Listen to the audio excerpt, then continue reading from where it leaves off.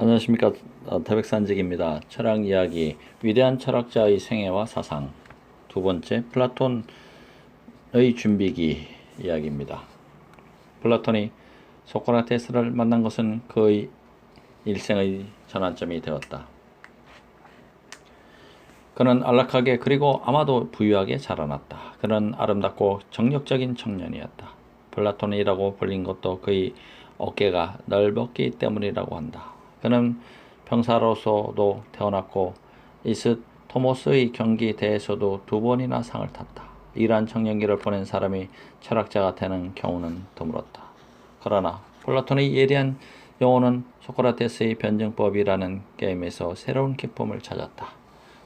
스승이 날카로운 질문으로 독단을 물리치고 억측을 깨뜨리는 것을 보면 저절로 기쁨이 솟아났다. 플라톤은 레슬링 같은 거친 스포츠에 가담하듯 이 스포츠에 가담했다. 늙은 등에 소크라테스는 이렇게 자처했다. 의 지도를 받으며 그는 단순한 논쟁을 넘어서 용의 주단 분석과 유익한 토론을 할 줄 알게 되었다. 그는 지혜와 스승을 매우 정열적으로 사랑하게 되었다. 그는 언제나 나는 야만인이 아니라 그리스 사람으로, 노예가 아니라 자유민으로, 여자가 아니라 남자로, 그리고 무엇보다도 소크라테스의 시대에 태어난 것을 신에게 감사한다고 말했다. 스승이 죽었을 때 그는 28살이었다. 스승의 조용한 생애의 비극적 종말은 제자의 사상의 모든 차원의 자취를 남겼다. 그의 기적적 혈통이나 교육으로 보아 도저히 불가능한 일이었지만 그의 마음속은 민주주의에 대한 조소와 대중에 대한 증오로 가득 차 있었다. 그 결과로 그는 민주주의는 파괴되어야 하고 가장 현명하고 훌륭한 인물에 의한 통치로 대체되어야 한다는 카토 같은 결심을 하게 되었다. 로마의 장군 정치가 카토. 가장 현명하고 가장 훌륭한 인물을 찾아내서 그가 통치할 수 있는 길을 찾아내고 또한 그를 설득하는 방법을 찾아내는 것. 이것이 그가 생애를 통해 전념한 문제였다. 한편 그는 소크라테스를 구해내려고 애쓰다가 민주파 지도자들의 의심을 샀다. 친구들은 그에게 아테네는 안전한 곳이 못되며 세계를 돌아보기 위한 조로의 기회라고 주장했다. BC 399년에 그는 출발했다. 그가 어디로 갔는지 우리는 확실히 알 수 없다. 그의 자세한 여정에 대해서는 권위자들 사이에 즐거운 논쟁이 있다. 그는 우선 이집트로 간 듯하다. 그는 이 나라를 다스리는 승려 계급으로부터 그리스는 안정된 전통이나 심원한 문화가 없는 유치한 나라이며 따라서 나일강의 스핑크스적 현인들은 그리스를 대수롭지 않게 여기지 않는다는 말을 듣고 다소 충격을 받았다. 그러나 충격은 훌륭한 교육이다. 조용한 농민을 신권 정치로 다스리고 있는 이 유식 계급에 대한 기억은 플라톤의 사생에 오랫동안 생생하게 남아 있었고 그가 유토피아를 그릴 때에도 상당한 영향을 미쳤다. 그 후 그는 배를 타고 시칠리아를 거쳐 이탈리아로 갔다. 여기서 그는 잠시 동안 위대한 피타고라스가 창설한 학파 그는 종파에 가담했다. 그는 연구자와 통치자로 선발된 소수의 사람들이 권력을 장악하고 있음에도 불구하고 검소한 생활을 하는 것을 보았고 이 기억은 그의 예민한 마음에 다시금 자취를 남겼다. 그는 12년 동안 온갖 원천으로부터 지혜를 흡수하고 온갖 사원을 찾아보고 온갖 교리를 음미하면서 방랑했다. BC 387년 그는 이제 40세의 장년으로 여러 종류의 많은 사람들을 만나보고 많은 고장의 지혜를 흡수해서 온숙한 경지에 이르러 아테네로 돌아왔다. 청년 시절의 뜨거운 정열은 어느 정도 잃었지만은 그는 모든 극단을 반진리로 보고 모든 문제의 많은 측면을 진리의 각 차원에 따라 공정히 분배하는 사고의 시야를 얻었다. 그에게는 지식과 예술이 있었다. 그의 영혼 속에는 철학자와 시인이 함께 살고 있었던 것이다. 따라서 그는 스스로 아름다움과 참이 동시에 활동 무대를 갖는 표현수단 곧 대화편을 창작해냈다. 이전에는 철학이 이와 같은 찬란한 옷으로 성장한 적이 없었다. 물론 그 후에도 없었다. 번역문으로 읽어도 그의 문체는 빛나고 불꽃을 튀기고 생동한다. 그의 예찬자의 한 사람인 셀리는 말한다. 플라톤은 엄밀하고 정교한 논리와 예언적인 시적 정렬의 진지한 결합을 보여주며 그의 시대의 광의와 조화를 숨길 듯한 설득력을 가진 음악적 표현의 거스를 수 없이 조화되는 흐름에 용해시킨다. 젊은 철학자가 극작가로 변모하는 것은 결코 우연이 아니었다. 바로 이러한 철학과 시, 과학과 예술의 도연한 결합 때문에 플라톤은 난해하다. 우리는 저자가 대화편의 어떠한 인문, 어떠한 형식을 통해 자기 사상을 말하고 있는지 또는 문자 그대로 받아들일 것인지 비유를 통해 말하는지 또는 농담을 하는지 진지한지 가려내기 어렵다.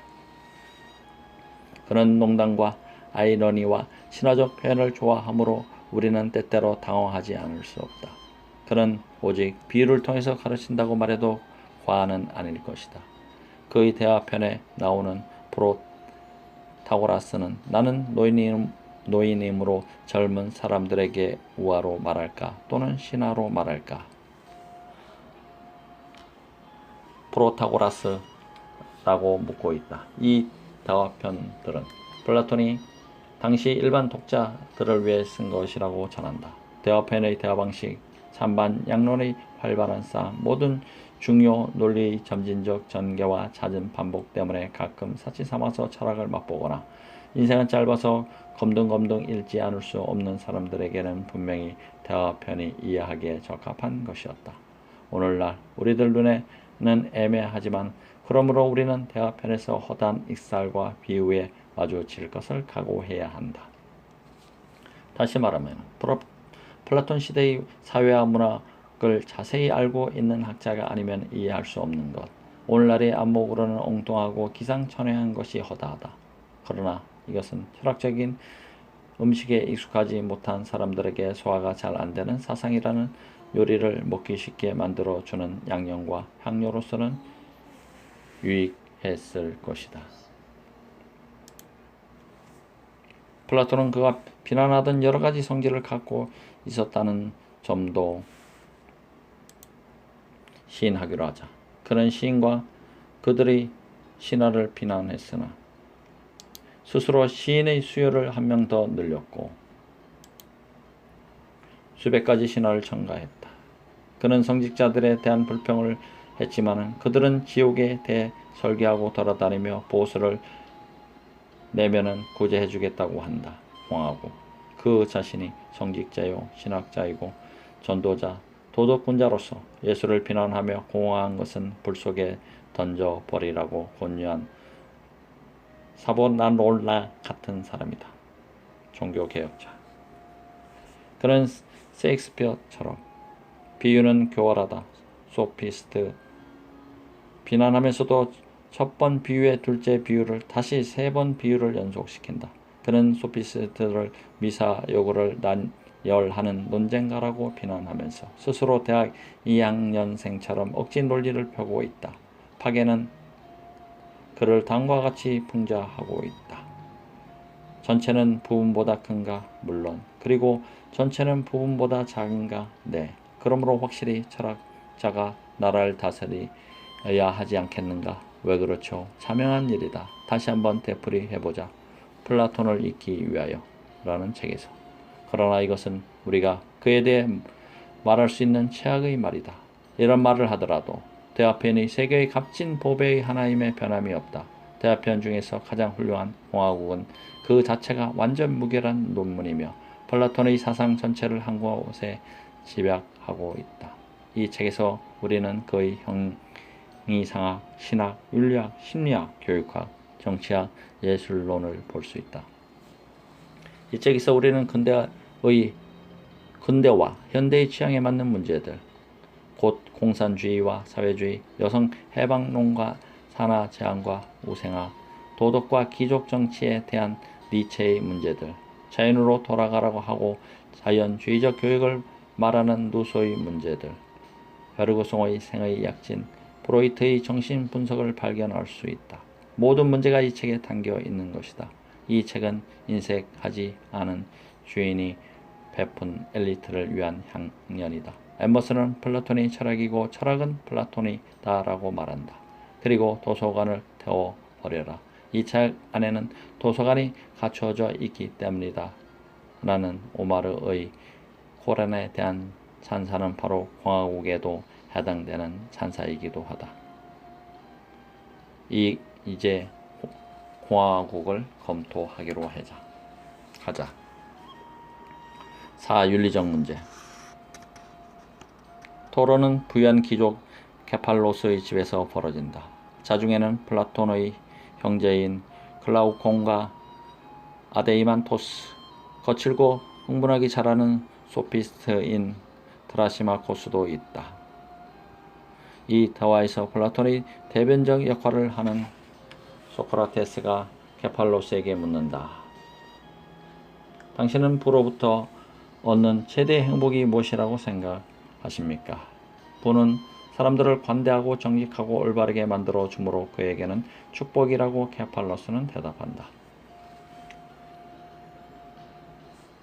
이어서 소크라테스는 그의 질구전 방식에 따라 정의라는 말을 어떠한 의미로 사용하고 있느냐고 물어서 철학적 전투가 시작된다. 정의보다 어려운 일은 없고 정의의 명료성과 숙려를 시험하거나 훈련하는데 정의보다 더 가혹한 것은 없기 때문이다. 소크라테스에게 있어 차례차례 제시되는 정의를 논파하는 것은 어려운 일이 아니었다. 마침내 누구보다도 성미가 급한 트라시마 고수가 고함을 지르며 갑자기 끼어들었다. 소크라테스, 당신들은 언제까지 어리석은 말씀을 할 셈인가? 왜 당신들은 바보처럼 서로 발꿈치를 밟고 있지? 정의가 무엇인지 알고 싶으면 당신은 묻지만 말고 대답도 해야 해. 다른 사람의 의견을 반박하는 것을 능사로 삼다니. 질문은 잘하지만은 대답은 못하는 친구는 얼마든지 있거든. 공하고. 소크라테스는 겁내지 않았다. 그는 여전히 대답을 하지 않고 묻기만 했다. 잠시 동안 논쟁을 하다가 그는 경솔한 트라시마코스로 하여금 정의를 내리게 만들었다. 그렇다면 보시오라고 로한 소피스트는 말했다. 나는 힘이 정의이고 정의는 강자의 이익이라고 선언한다. 여러 가지 형태의 정부는 각각의 이익에 따라 민주주의에 적합한 법, 귀족 정치에 적합한 법, 전제 정치에 적합한 법을 제정하는 것이다. 각각의 이익을 위해서 제정하는 이 법률을 각 정부는 국민에게 정의를 제시하고 이 법을 어긴 자를 부정한다고 처벌한다. 나는 지금 대규모의 부정에 대해 말하고 있다. 내가 말하고자 하는 뜻은 전제 정치에서 가장 명백히 알 수 있다. 전제 정치는 기만과 폭력으로 타인의 재산을 일부가 아니라 전부 빼앗는다. 한 사람이 시민들의 돈을 빼앗고 노예로 삼아도 그를 사기꾼이나 도둑놈이라 부르지 않고 모두 축복받은 행복한 사람이라고 말한다. 부정을 비난하는 사람들은 부정을 저지를까 두려워하기 때문이 아니라 부정한 일을 당할 것이 두렵기 때문에 비난하는 것이다. 봉하고. 이 말은 물론 오늘날 다소간 정당한 관련을 갖고 니체의 이름을 연상시킨다. 자기가 절름발이이기 때문에 착하다고 생각하는 약자를 나는 정녕 여러 번 비웃었다. 자라투스트라는 이렇게 말했다. 가방에 가득 찬 정의보다는 한 줌의 권력이 낫다고 말했을 때 시트르노도 똑같은 사상을 간결히 표현하고 있다. 아마도 철학 사상은 플라톤의 또 다른 대화편 골기아스에 가장 잘 표현되어 있을 것이다. 골기아스의 소피스트인 칼리클레스는 도덕을 강자의 힘을 약화시키기 위한 약자의 발명품이라고 비난한다. 약자들은 그들의 이익에 따라 칭찬도 하고 비난도 한다. 그들은 부정직은 부끄럽고 부정한 일이라고 말하지만 이때 부정직은 이웃보다 더 많이 소유하려는 욕망을 말한다. 그들은 스스로 열등하다는 것을 알고 있으므로 평등하기만 하면 더 이상 기쁜 일은 없을 것이다. 그러나 충분한 힘을 가진 자가 있다면 초인의 등장. 그는 이쯤은 털어버리고 짓부순 다음 자유로워질 것이다. 그는 자연에 어긋나는 모든 의식, 주문, 마술, 법률을 짓밟아 버릴 것이다. 참되게 살려는 자는 욕망을 최대한으로 증대시켜야 한다. 그러나 욕망이 최대 한도로 커지면 그는 욕망을 만족시키고 자신의 모든 갈망을 충족시키는 용기와 지혜를 가져야 한다. 이것이야말로 자연스러운 정의이며 고귀함이라고 나는 단언한다. 그러나 이렇게 할 수 있는 자는 드물다. 따라서 그들은 자신의 부끄러운 무능을 숨기고 싶어서 충분한 힘을 가진 자를 비난한다. 그들은 부절제를 천하다고 한다. 그들은 보다 고상한 천성을 속박하면서 비겁한 자들이기 때문에 정의를 찬양하는 것이다. 이러한 정의는 주인을 위한 도덕이 아니라 하인을 위한 도덕이며 영웅의 도덕이 아니라 노예의 도덕이다. 인간의 진정한 덕은 용기와 지혜이다. 골디아스. 이 격렬한 비도덕주의는 아테네 외교 정책의 제국주의적 전개와 약소국에 대한 무자비한 조처를 반영하고 있다. 페리클레스는 투키디데스가 초안을 만든 연설에서 당신들의 제국은 국민의 선의 보다는 오히려 당신들의 자신의 힘에 기반을 두고 있다고 말한 바 있다. 그리고 같은 역사가는 아테네의 사절단이 멜로스를 위협하여 대스파르타전에 가담시킨 사실을 다음과 같이 기록하고 있다. 우리와 마찬가지로 당신들도 정의는 현실적으로 오직 동등한 힘을 가진 자 사이의 문제임을 알고 있다. 강자는 할 수 있는 일을 하고 약자는 해야만 하는 일을 묵묵히 수행하는 것이다. 펠레폰네소스 전쟁사. 우리는 여기서 윤리 근본 문제, 곧 도덕적 행위에 대한 학설의 난점에 부딪힌다. 정의란 무엇인가? 우리는 정의를 추구할 것인가? 힘을 추구할 것인가? 착한 것이 더 좋은가? 강한 것이 더 좋은가? 소크라테스, 다시 말하면 플라톤, 이러한 도덕 이론적 도전에 어떻게 응전하는가? 처음에는 그는 도전에 전혀 응하지 않는다. 정의는 사회 조직에 의존하고 있는 개인 간의 관계이며 따라서 개인적 행위로 다룰 성질의 것이 아니라 사회 구조의 일부로서 연구하는 편이 좋다고 그는 지적한다. 만일 우리가 정의는 국가를 묘사할 수 있다면 정의로운 개인을 말하기에 훨씬 유리한 입장에 놓을 것이라고 그는 시사한다. 플라톤은 이러한 탈선의 핑계로 인간의 시력 검사는 우선 큰 글씨를 읽고 다음에 작은 글씨를 읽는다는 사실을 내세운다. 그러므로 그는 개인적 행위라는 작은 범위보다는 더 큰 범위에서 정의를 분석하는 것이 훨씬 쉽다고 주장한다. 그러나 우리는 그의 말에 속을 필요는 없다. 사실 플라톤은 두 권의 책을 꿰매어 놓은 것이고 위에서 말한 논의를 설기로 이용하고 있다. 그는 개인 도덕의 문제만이 아니라 사회적 정치적 개조의 문제도 검토하려고 하는 것이다. 그는 소매 속에 유토피아를 감추어 두었다가 적당한 때 내놓을 셈인 것이다. 이 탈선이야말로 이 책의 핵심이고 진가이기 때문에 그를 용서하기는 쉽다. 5. 정치적 문제. 인간이 단순하다면 정의는 단순한 문제가 될 것이라고 플라톤은 말한다. 무정부주의적 공산주의로 충분할 것이기 때문이다. 잠시 동안 그는 모든 것을 상상에 맡긴다. 그러면은 우선 그들의 생활이 어떠할 것인지 살펴보기로 하자. 그들은 곡물, 술, 옷, 신발을 생산하고 스스로 집을 짓지 않겠는가? 그리고 집을 갖게 되면 그들은 동네대로 여름에는 옷을 벗고 맨발로 일하고 겨울에는 옷을 충분히 입고 신을 신고 일할 것이다. 그들은 보리와 밀을 주식으로 삼을 것이고 밀을 빻고 밀가루를 개서 맛있는 푸딩과 빵을 만들 것이다. 그들은 이 음식을 갈대잎이나 나뭇잎으로 짠 돗자리에 차려놓고 주먹이나 도금냥 가지로 만든 침대에 누워서 먹을 것이다. 그리고 그들은 자녀들과 함께 손수 빚은 술을 마시고 머리 위에 화관을 쓰고 신들을 찬미하며 잔치를 열 것이고 즐거운 공동 생활을 하면서 가족 수가 생활 수단을 초과하지 않도록 조심할 것이다. 이들은 가난이나 전쟁에 대비해야 하는 것이다. 물론 그들은 소금, 올리브기름, 치즈, 양파 등 인연과 양배추나 그 밖의 끓여 먹기에 알맞은 야채를 먹을 것이다. 그리고 우리들이 디저트로 무화과, 콩, 소금, 열매, 너도 밤나무 열매 등을 내놓으며 그들은 이것을 불에 구워 안주 삼아 적당히 술을 마실 것이다. 이러한 생활을 하면서 그들은 적당한 노령에 이르기까지 평화롭게 살고 똑같은 생활을 대대로 물려주려고 할 것이다. 공화국에서 나오는 이야기. 여기서 인구 제한, 아마도 영아 살해, 채식주의, 자연으로 돌아가라. 헤브라이어의 전설이 에덴 동상에서 그리고 있는 원시적 단순성으로 돌아가라. 는 사상을 간략하게 언급하고 있음을 주의하라.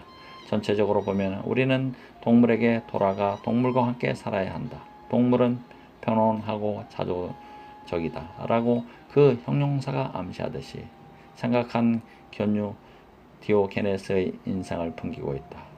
그거 우리는 잠시 플라톤을 생시몽, 프리에, 윌리엄 모리스, 톨스토이와 같은 부류로 분류해도 좋으리라.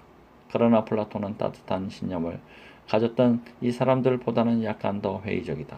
그런 조행이 그가 상상하고 있는 소박한 낙원이 왜 실현되지 않는가? 왜 이 유토피아가 지도 위에 나타나지 않는가 하는 문제로 넘어간다. 플라톤은 그것이 탐욕과 사치 때문이라고 대답한다. 사람들은 단순한 생활에 만족하지 못한다. 인간에게는 욕심과 야망, 경쟁심과 질투심이 있는 것이다. 인간은 갖고 있는 것에는 곧 실증을 내고 갖고 있지 못한 것을 갈망한다. 인간은 남이 갖고 있는 것이 아니면 탐내지 않는다. 따라서 집단 간의 영토 침범, 토지 자원의 쟁탈전, 마침내는 전쟁이 일어난다. 상업과 경제의 발달로 새로운 계급 분열이 생긴다. 보통의 도시는 사실상 두 개의 도시로 갈라져 있다. 하나는 가난한 자의 도시이고 또 하나는 부자의 도시로 두 도시는 서로 다투고 있다. 이와 같은 구분은 더 작게 쪼갤 수 있다. 만일 당신들이 이 도시를 단일한 국가로 다룬다면 그것은 큰 잘못이다. 공화국에 나오는 이야기. 상업 부르주아가 대두되고 그 성원은 부와 낭비에 의해 사회적 지위를 추구하는 것이다. 그들은 아내를 위해 막대한 돈을 지출할 것이다. 공화국에서 나오는 이야기. 부의 분배의 이러한 변화에는 정치적 변화가 따른다. 상인의 부가 지주의 부를 능가하면 귀족 정치는 금권적 과도 정치에 굴복한다. 부유한 상인과 은행가가 나라를 지배하는 것이다. 이렇게 되면 사회의 여러 세력을 조정하고 정책을 발달에 적응시키는 정치는 당리 당략과 공직의 부패를 부채질하는 정략으로 변한다. 모든 정치 행태는 기본 원칙과 과잉으로 멸망하는 경향이 있다. 귀족 정치는 권력층을 지나치게 제한함으로써 멸망하고 과도 정치는 목전의 부를 에워싼 무모한 쟁탈전 때문에 멸망한다. 두 경우에 있어서 종말은 혁명이다. 혁명은 사소한 올인과 보잘것없는 변덕 때문에 일어나는 것 같지만은 혁명 계기로 일어났다 하더라도 사실은 오랫동안 누적되어 온 중대한 악의 돌연한 결과인 것이다. 병을 소홀히 다루면 조그만 바람을 맞아도 중태에 빠질 수 있다. 그러면 민주정치가 등장한다. 가난한 자들은 반대자를 타도하고 일부는 학살하고 나머지는 추방한다. 그리고 인민에게 자유와 권리를 평등하게 분배한다. 공화국에 나오는 이야기. 그러나 민주정치도 민주주의 과잉으로 멸망한다. 민주주의의 기본 원칙은 누구에게나 공직, 지인과 공공정책 결정의 동등한 권리를 부여하는 것이다. 얼핏 보기에는 즐거운 제도 같지만은 인민은 최선의 통치자와 가장 현명한 방향을 선택하는 교육을 제대로 받지 못함으로 민주정치는 재난이 된다. 인민들은 이해력이 없다. 그들은 지배자들이 말하는 것을 되풀이할 뿐이다. 프로타고라스. 어떤 이론을 채택하거나 배척하게 하려면 인기극에서 찬양하거나 조롱하면 된다. 이것은 분명히 희극으로 거의 모든 새 사상을 공격한 아리스토파네스에 대한 공격이다. 중후 정치는 국가라는 배가 저 가기에는 너무나 거친 바다이다. 홍병의 폭풍우가 휘몰아쳐서 물결이 사나워지고 방향을 빗나가게 된다. 이러한 민주정치의 결말은 참조정치 또는 전제정치이다. 민중은 매우 아침을 좋아하고 매우 꿀맛에 줄였기 때문에 마침내 가장 교활하고 가장 파렴치한 아첨쟁이가 인민의 자를 자칭하면서 최고의 권좌에 오른다. 로마의 역사를 생각해 보아라. 플라톤은 이 점을 깊이 생각할수록 변덕스럽고 속기 쉬운 민중에게 정치적 요직의 선발을 맡겨 놓는 어리석음에 더욱 경황하지 않을 수 없다고, 그렇다고 해서 민주정치의 무대 뒤에서 과도정치의 꼭두각시를 조롱하고 있는 부자의 주구들인 음흉한 모사들에게 요직의 선택을 맡기라고 하는 것은 아니다. 플라톤은 간단한 문제, 예컨대 재화에서는 특별한 훈련을 받은 자만이 목적 달성에 적합하다고 생각하면서 정치에 있어서는 투표를 조종할 줄 알면 누구든지 도시나 국가를 다스릴 줄 안다고 생각하는 것을 탄식하고 있다. 우리는 병에 걸리면 전문적 교육과 기술적 숙련을 보증하는 면허증을 가진 전문의를 부른다. 미남 의사나 언변이 좋은 의사를 부르지는 않는다. 그렇다면 국가 전체가 병들었을 때 우리는 가장 현명하고 가장 훌륭한 사람의 봉사와 지도를 구해야 하는 것이 당연하지 않은가. 공직으로부터 무능과 부패를 몰아내고 공공의 복리에 이바지하는 가장 훌륭한 인물을 선발하고 양성하는 방법의 발견, 이것이 정치 철학의 과제이다. 6번째, 심리적 문제. 그러나 이러한 여러가지 정치적 문제의 배후에는 인간의 본성이 도사리고 있다. 불행한 일이지만 정치를 이해하려면 우리는 심리학을 이해해야 한다. 사람에 따라 국가도 다르다. 공하고 인간의 성격이 다르듯이 국가도 다르다. 국가는 그 안에 사는 인간성으로 구성된다. 국가의 현상은 시민의 현상의 반영이다. 그러므로 인간이 더 훌륭해지지 않는 한 더 좋은 국가는 기대하지 말아야 한다. 인간이 더 훌륭해지기까지는 어떠한 변화에 의해서도 본질적 변화가 일어나지 않을 것이다. 사람들은 얼마나 매력적인가. 그들은 언제나 무질서를 진찰하고 증대시키고 복잡하게 만들면서 다른 사람이 고난, 엉터리, 비방으로 무질서가 치료되리라고 상상하지만은 결코 치유되지는 않고 항상 악화된다. 그들의 이 법에 손을 대고 개혁에 의해 인류의 부정직과 악당적 행동을 근절시킬 수 있다고 상상하는 것은 희극이 아닐까. 그들은 사실상 히드라의 머리를 자르고 있다는 것을 모르고 있다. 공하고 잠시 정치 철학이 다루어야 할 인간이라는 재료를 검토해보자. 인간의 행동은 세 근원, 곧 욕망, 감정, 지식으로부터 흘러 나온다고 플라톤은 말한다. 욕망, 기호, 충동, 본능, 이것이 하나이고, 감정, 활기, 야망, 용기, 이것이 하나이고, 지식, 사상, 지성, 이성, 이것이 하나이다. 욕망은 허리에 자리 잡고 있다. 이것은 정력, 근본적으로는 성적인 넘쳐 흐르는 공급원이다. 감정은 심장, 곧 피의 흐름과 힘에 자리 잡고 있다. 이것은 경험과 욕망의 유기적 공명이다. 지식은 머리에 자리 잡고 있다. 이것은 욕망의 눈이며 영혼의 조종사가 될 수 있다. 이러한 모든 능력과 성질은 만인에게 갖추어져 있지만은 그 정도는 다양하다. 어떤 사람은 욕망의 화신일 뿐이며 물질적 추구와 투쟁의 여념이 없고 사치와 허영에 몸부림치고 가진 것이 아무리 많아도 안달을 하는 불안하고 욕심이 많은 사람들이다. 이 사람들은 산업을 지배하고 조롱하는 사람들이다. 한편 감정과 용기의 덩어리 같은 사람들도 있다. 그들은 왜 싸우냐 하는 것보다는 승리를 그 자체에 있어서 그리고 그 자체를 위해서 존중한다. 그들은 욕심을 많다기보다는 오히려 호전적이다. 그들은 소유보다는 힘을 자랑하는 것을, 시장보다는 싸움터를 좋아한다. 이들은 세계의 육군, 해군을 구성하는 사람들이다. 끝으로 명상과 이해를 즐기는 소수의 사람들이 있다. 그들은 재산이나 승려가 아니라 지식을 갈망한다. 그들은 시장과 싸움터를 떠나 고요하고 투명하고 초연한 사색에 잠긴다. 그들의 의지는 불이라 하기보다는 빛이며 그들의 안식처는 권력이 아니라 진리이다. 이들은 세상이 등용하지 않아서 비껴서 있는 지자들이다.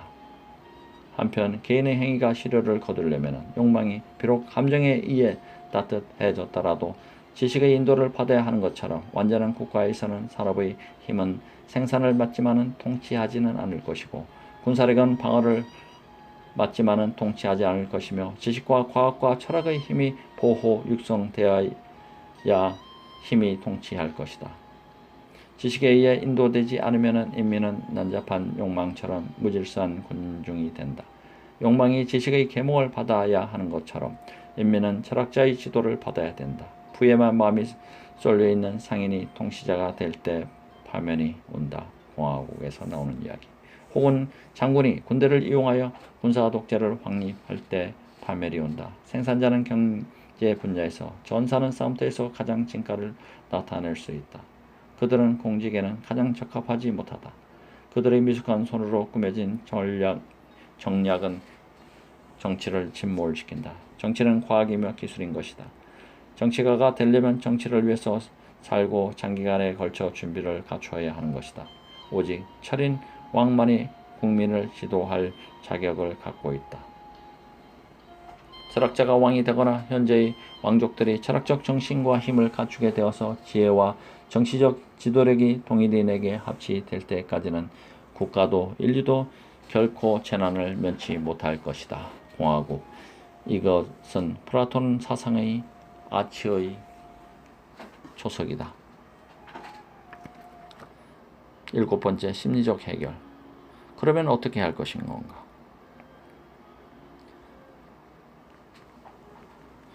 (10세) 이상의 도시 주민들을 모두 시골로 보내 어린이들을 격리시킴으로써 어버이의 버릇에 물들지 않도록 보호하는 일부터 시작해야 된다. 청년들이 나이 많은 사람들을 본받아 모든 면에서 부패하는 한 유토피아는 건설될 수 없다. 가능한 한 백지 상태에서 출발해야 한다. 어떤 계몽된 군주가 그의 토지의 일부나 식민지에게 이러한 일을 시작하도록 권력을 부여하는 것은 가능한 일이다. 앞으로 알게 되겠지만 이렇게 한 통치자가 있었다. 어쨌든 우리는 모든 어린이들에게 처음부터 교육의 완전한 기회 균등을 부여하지 않으면 안 된다. 재능이나 천재의 빛이 어디서 번쩍일지 전혀 예측할 수 없기 때문이다. 우리는 어디서든 지위나 인종을 불문하고 공정하게 이 빛을 찾아야 한다. 우리 진로의 첫 발걸음은 보통 교육이다. 태어나서 10년 동안의 교육은 주로 체육이다. 모든 학교는 반드시 체육관과 운동장을 갖춰야 하고 유의와 체육이 교육 과정의 전부가 되어야 한다. 그러면 10년 동안 약다유는 전혀 필요한 불필요한 건강이 축적될 것이다. 게으르고 사치스러운 생활 때문에 물과 바람으로 가득 찬 연못처럼 저불량과 카타르에 걸린 만신창이가 되어 약의 도움을 받게 되는 것. 이것은 불명예가 아닌 우리 현재의 의료 제도는 질병을 키우는 것이라고 말할 수 있다. 곧 질병을 치료하지 못하고 오히려 질질 끌려가는 것이다. 그러나 이것은 게으른 부자들이 어리석은 짓이다. 목수는 병들었을 때 토제, 하제, 소작, 수술 등 거칠기는 하지만 신속한 치료를 의사에게 부탁한다. 누가 식이요법이나 안정요법, 그 밖의 이러한 종류의 요법을 권하면 그는 병을 앓고 있을 여유가 없을 뿐 아니라 생업을 소홀히 하며 병을 간호하는 사람에는 보람이 없다고 당장 대답한다. 그는 이러한 의사에게는 작별을 구하고 평상시 먹던 음식을 먹게 하고 따라서 병이 나아 생업을 계속하거나 혹은 신체가 허약해져 죽고 말 것이다. 공화국. 우리는 깨병쟁이와 환자의 나라를 유지할 수는 없다. 그러나 경기와 체육군이라면 너무 일변도적이다. 우리는 어떻게 하면 온화하면서도 동시에 매우 용감한 성질을 찾아낼 수 있는가? 이 성질은 양립할 수 없는 것 같기 때문이다. 공화국. 우리는 현상 레슬링 선수나 역도 선수만으로 구성된 국민을 원하지는 않는다. 아마도 음악이 이 문제를 해결해 줄 것이다. 음악을 통해 영혼은 조화와 리듬, 심지어 정의로운 성질까지도 배우는 것이다. 조화를 이룬 성격을 가진 사람이 부정을 저지를 수 있을까? 클라우컨이여, 리듬과 조화는 그 움직임의 우아함을 간직한 채 영혼의 은밀한 곳까지 파고들어 영혼을 우아하게 만들기 때문에 음악적 훈련은 강력한 것이 아니겠는가? 공화국. 프로타고라스. 음악은 성격을 형성하며 따라서 사회적 정치적 문제의 결정과도 관련이 있다. 다이몬은 나에게 음악의 양식이 변하면 국가의 기본법도 변한다고 말했는데 나는 이 말을 확신할 수 있다. 음악은 감정과 성격을 세련시킬 뿐 아니라 건강의 유지와 회복에도 이바지하기 때문에 가치가 있다. 마음을 통해서만 치료할 수 있는 병도 있다. 카로미데스. 그러므로 고려 반토의 사제는 히스테리에 걸린 여자를 요란한 관악기 음악으로 치료했는데 이 음악은 히스테리에 걸린 여자를 흥분시켜 지쳐서 땅바닥에 쓰러져 잠들 때까지 춤추게 만든다. 잠에서 깨어나 이미 병원 치료되어 있다. 이러한 방법으로 인간 사고의 무의식적 근원에 접촉하여 진정시키는 것이다. 천재는 이러한 행동과 감정이 심층에 뿌리를 내리고 있다. 인간은 의식이 분명할 때가 아니라 오히려 잠들거나 병 또는 정신 착란에 걸려서 지력이 속박당해 있을 때 참된 또는 영감적인 직관에 도달한다. 예언자 또는 천재는 과인과 같다. 바이드로스. 플라톤은 정신 분석을 주목할 만큼 선취하고 있다. 그는 인간의 여러 가지 욕구와 본능을 적절하게 연구하지 못한 것이 정치 심리학의 혼미의 원인이라고 말한다. 꿈은 이 미묘하고 포착하기 어려운 성향의 일면을 푸는 실마리를 제공할지도 모른다. 나는 불필요한 쾌락과 본능은 불법적인 것으로 생각된다. 그리고 누구나 이런 쾌락과 본능을 갖고 있는 것 같아. 그러나 어떤 사람들은 이보다 쾌락과 본능을 법과 이성 그리고 쾌락과 본능을 극복하는 보다 좋은 욕망의 지배 밑에 두어서 성화되어서 이러한 쾌락과 본능을 전적으로 억압하거나 그 강도와 수를 감소시킨다. 반면 어떤 사람의 경우에는 이러한 욕망은 더욱 강하고 더욱 풍부하다. 내가 말하고 있는 것은 특히 인격의 추진력과 제어력과 지배력이 잠들었을 때에도 깨어있는 욕망이다. 우리 전생에 자리 잡은 야수는 고기와 술을 실컷 먹고 나서 벌떡 일어나 벌거벗고 돌아다니다가 다시 마음대로 포식한다. 이러한 본성이 범하지 않는 어리석음이나 죄는 그것이 아무리 파렴치하고 부자연스러울지라도 근친상간이나 어버이사살, 오이디푸스 컴플렉스 예외는 아니다. 생각할 수 없다. 그러나 맥박이 건강하고 적당해서 침착하게 편안한 마음으로 잠드는 사람은 과다하지도 가소하지도 않아 잠들기 좋을 정도로 식욕을 만족시키기 때문에 환상적이고 방종한 공상의 놀림을 받는 일은 거의 없을 것이다. 우리들 모두에게는 착한 사람에게조차도 이러한 잠재적 야수성이 있으며 잠들었을 때 슬그머니 나타난다. 공화국에 나오는 이야기. 음악과 선율은 영혼과 육체를 우아하고 건강하게 만든다. 그러나 과도한 음악은 과도한 체육과 마찬가지로 위험하다. 단지 체육가에 지나지 않은 사람은 야만인과 다름이 없고 단지 음악가에 지나지 않는 사람은 바람직한 정도를 넘어서 감정적이고 유약하다. 양자는 반드시 결합되어야 한다. 16세기 이후에는 합창은 단체 경기와 마찬가지로 평생 계속되지만 음악의 개인적 레슨은 중지해야 한다. 또한 음악은 단지 음악으로 그쳐서는 안 된다. 음악을 이용해서 수학, 역사, 과학 등 흔히 몸이 건조한 내용의 매력적인 형식을 마련해야 한다. 청년들로 하여금 이런 어려운 과목들을 부드러운 시로 써서 아름다운 노래로 부르지 못하게 할 까닭은 없는 것이다. 그러나 싫어하는 사람들에게도 이 과목을 강요할 필요는 없다. 어느 한계 안에서는 자유로운 정신이 존중되어야 한다. 기본 과목은 어릴 적부터 가르쳐야 하지만 강요해서는 안 된다. 자유인은 지식 획득에 있어서도 자유인이어야 하기 때문이다. 강제에 못 이겨 습득한 지식은 기억되지 않는다. 그러므로 강요하지 말아야 한다. 초등교육은 일종의 오락이어야 한다. 이렇게 하는 것이 어린이의 자연적 소질을 알아내는 데 더욱 유리할 것이다.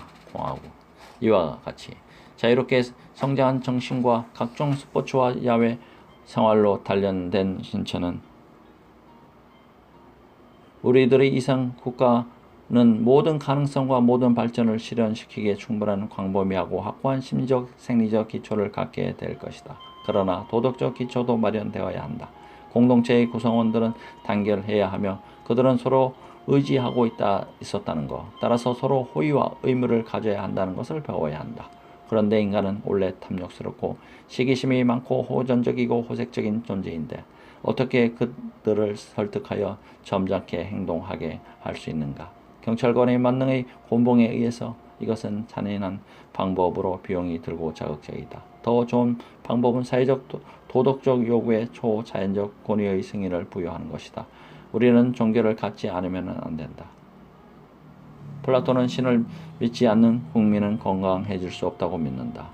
인격이 아닌 단순한 우주의 힘이나 제일 원인이나 생의 약진은 희망, 헌신, 희생의 정치를 고치하지 못할 것이다. 또한 절망한 심정을 위안하거나 임전태세를 갖춘 영혼에 용기를 주지도 못할 것이다. 그러나 살아있는 신은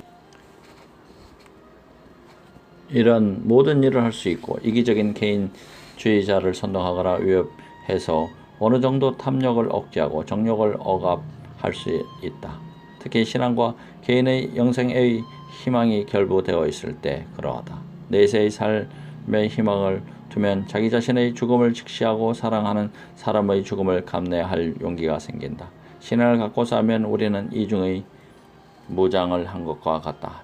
비록 신앙은 결코 논증되지 않고 신은 결국 우리들의 사랑과 희망을 의인화한 이상에 지나지 않고 영혼은 수금 소리와 같아서 영혼의 형태를 주는 악기와 함께 사멸한다 하더라도 믿음이 파스칼의 주장과 비슷하지만은 파이톤의 논의는 이렇게 진행된다. 믿음이 해가 되지 않는다는 것은 확실하며 우리와 우리의 후손들에게 헤아릴 수 없는 이익이 될 것이다. 왜냐하면 어린이의 단순한 마음을 상대로 모든 일을 설명하고 정당화하려면 우리는 어린이들과 마찬가지로 상당한 곤란에 직면할 것이기 때문이다. 어린이들은 입세가 되면 그동안의 공통교육의 성과에 대해 검토와 시험을 받게 되는데 이때가 우리들에게 가장 쓰라린 때이다. 이때 무자비한 도태가 시작되는 것이다. 우리는 이러한 도태를 대량 제거라고 부를 수도 있다. 이 시험은 단순한 학술적 시험에 그치지 않고 이론적 동시에 실천적이다. 그들은 노고와 고통과 투쟁에 대한 시험도 받게 될 것이다. 공하고 모든 재능을 발휘할 기회가 주어질 것이고 동시에 온갖 무능력이 백일하에 드러날 것이다. 이 시험에 실패한 자들은 경제 분야에서 일하게 되어 상인, 점원, 공장, 노동자, 농부가 되는 것이다. 이 시험은 공평무사하다. 누가 농부가 되고 누가 철학자가 되느냐 하는 것이 배타적인 기회나 연구에 따른 편애에 의해 결정되는 일은 없을 것이다. 이 선발은 민주주의보다도 더 민주적일 것이다. 최초의 시험에 합격한 자들은 다시 10년 동안 육체, 정신, 성격에 걸쳐 교육과 훈련을 받는다. 그 후 그들은 최초의 시험보다 훨씬 더 어려운 제2의 시험을 보게 된다. 이 시험에 실패한 자들은 국가의 보조원, 곧 행정관이나 군 장교가 될 것이다. 그리고 이 대량 제거의 시기에 우리는 제거된 자들이 그들의 운명을 침착하고 조용하게 받아들이도록 최대한 설득을 동원해야 한다. 최초의 시험에서 제거된 많은 실격자들과 이보다는 수는 적지만 더욱 정력적이고 능력 있는 제2차 시험의 실격자들이 무기를 들고 우리의 유토피아를 옛 얘기가 되도록 괴멸시키려고 한다면 어떻게 막을 것인가? 그리고 그들이 단순히 수요와 힘이 지배하는 사이비 민주주의의 병든 희극을 다시 한번 실증이 나도록 재현하는 세계를 다시 건설하려고 한다면 어떻게 막을 것인가? 이때 종교와 신앙은 유일한 구제책일 것이다. 우리는 이 청년들에게 그들이 속하게 된 계급은 신의 섭리로서 취소할 수 없다고, 눈물을 흘리며 애걸하더라도 단 한마디도 취소될 수 없다고 설득해야 된다. 우리는 그들에게 금속의 신화를 들려줄 것이다. 시민 여러분, 여러분은 형제이지만 신은 여러분을 서로 다르게 창조했다. 여러분들 중에는 명령권을 가진 사람들도 있다. 신은 그들을 금으로 만들었고 따라서 그들에게는 최대의 명예가 부여된다. 신은 보조원이 될 자들은 은으로 만들었고 또한 농부나 직공이 될 자들은 청동과 새로 만들었다. 그런데 종족은 일반적으로 어린이를 통해 유지된다. 그러나 여러분은 원래 친척들이므로 금으로 된 어버이가 때로는 은으로 된 아들을 낳는 일도 있고 은으로 된 어버이가 금으로 된 아들을 낳는 일도 있을 것이다. 그리고 신은 선언한다. 금 또는 은으로 된 어버이의 아들에게 청동 또는 쇠가 섞이면 자유는 지위의 변화를 요구하며 따라서 동시에 자녀가 낮은 계급으로 떨어져 농부나 직공이 되더라도 자녀를 가엾이 여겨서는 안 되며 반면 직공 계급으로부터 지위가 높아져 군인이나 보조원이 되는 자들도 있을 것이다 라고. 어떤 신탁에 의하면 청동이나 쇠로 된 자들이 국가를 수호할 때 그 국가는 파멸된다. 공화국.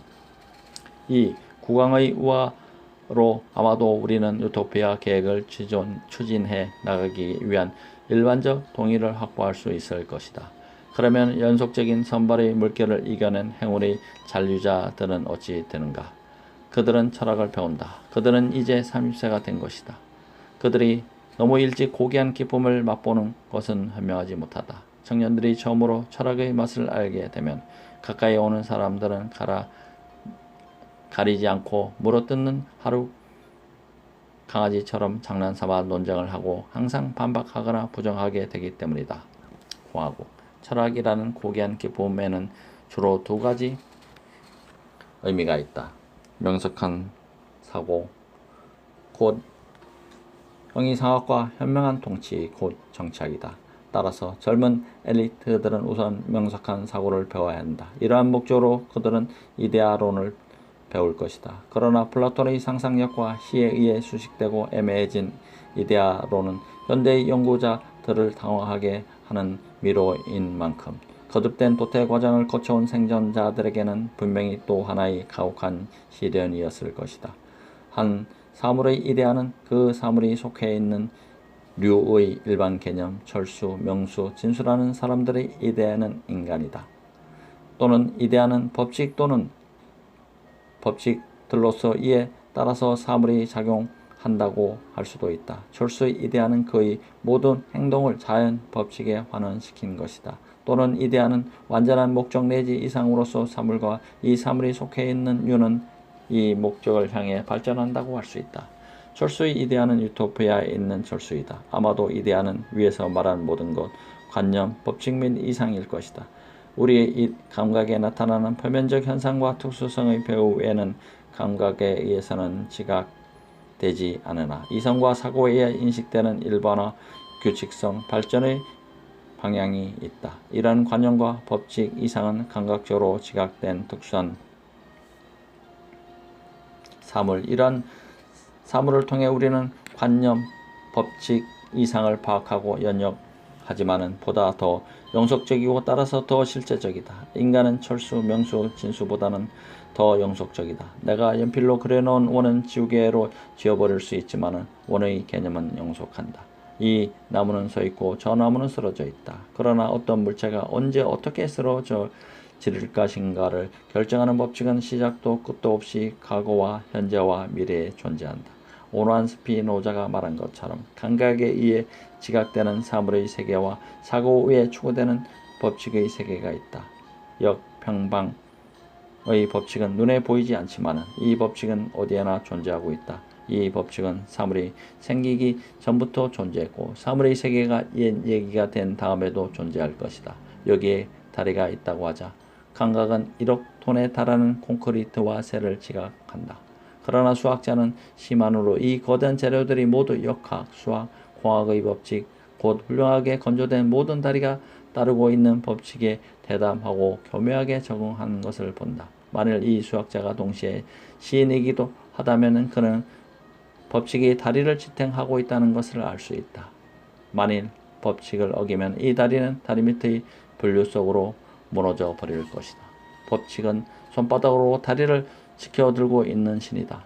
아리스토텔레스는 플라톤이 말하는 이데아를 피타고라스가 이 세계의 수의 세계, 아마도 세계에는 수학적 항구성 및 규칙성의 지배를 받고 있다는 뜻이리라.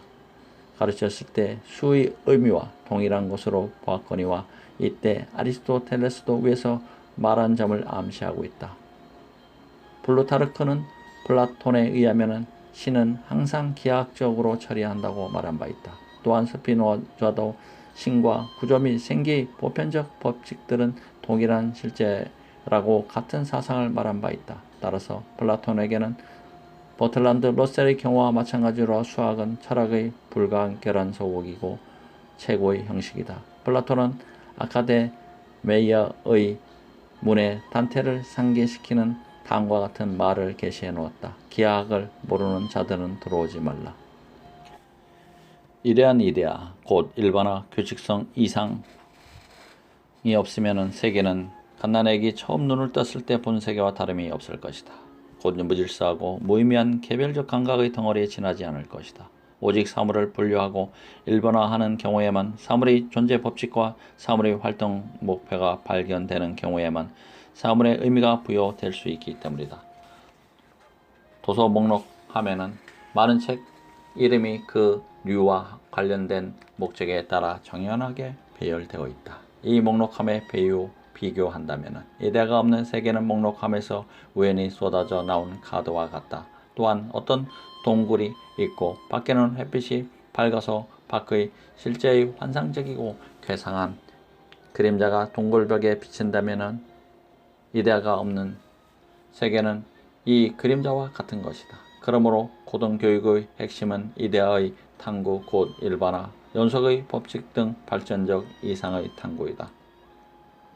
우리는 사물의 보여에서 사물의 관계와 의미, 작용의 양식과 법칙, 사물을 통해서 작용하거나 희미하게 나타나는 기능과 이상을 찾아내야 한다. 우리는 감각적 경험을 법칙과 목적에 따라 분류하고 조정해야 한다. 이와 같이 하지 못하는 점이 전응아의 정신과 시저의 정신의 차이이다. 자, 심오한 이데아의 설, 곧 감각과 혼란과 우연 속에서 의미 있는 형식과 인간 계열과 이상적 가능성을 파악하는 기술을 5년 동안 배운 다음 이 원리를 인간 행동과 국가 경영에 적용하는 훈련을 5년 동안 받은 다음 어릴 적부터 시작해서 청년기를 거쳐 35세의 장년기에 이르는 기나긴 준비를 마친 다음 이 완성품들은 과연 왕복을 입고 왕의 복장을 입고 공공생활의 최고의 직책을 떠맡을 것인가? 마침내 그들은 인류를 다스리고 해방하는 철인 왕이 되는가? 슬프다. 아직도 그럴 수 없다. 그들의 교육은 아직 끝나지 않은 것이다. 지금까지는 주로 이론적 교육을 받았을 뿐이다. 그 밖에도 필요한 것이 있다. 이제 이 철학 박사들을 철학의 언덕으로부터 인간과 사물의 세계인 동굴 속으로 떨어뜨리자. 일반화와 추상은 구체적인 세계에서 실험되지 않으면 무가치하다. 우리 철학 박사들을 비우적인 세계에 들어가게 하자. 그들은 실무자, 완고하고 욕심 많은 개인주의자, 완력이 세고 교활한 자들과 경쟁을 할 것이다. 이 투쟁의 와중에서 실제 인생을 배울 것이다. 그들은 세상의 거친 현실 속에서 손가락을 다치고 철학의 정강이에 상처를 입을 것이다. 그들은 이마에 땀을 흘리며 양식을 벌어들일 것이다. 이 가장 신랄한 마지막 시험은 무자비하게도 15년이라는 긴 세월 동안 계속된다. 일부 완성품들은 압력에 눌려 부서지고 마지막 제초의 거대한 물결 때문에 가라앉기도 할 것이다. 그러나 살아남은 자들은 상처투성의 나이로 50세 냉정하고 자신에 넘치며 삶의 무자비한 알력으로 학자적 허영심은 사라지고 이제는 전통과 경험, 교양과 투쟁이 합쳐서 이루어진 지혜로 무장되어 있다. 마침내 이 사람들은 자동적으로 국가의 통치자가 된다. 플라톤의 두 번째 이야기 여기서 마치겠습니다. 태백산지였습니다. 감사합니다.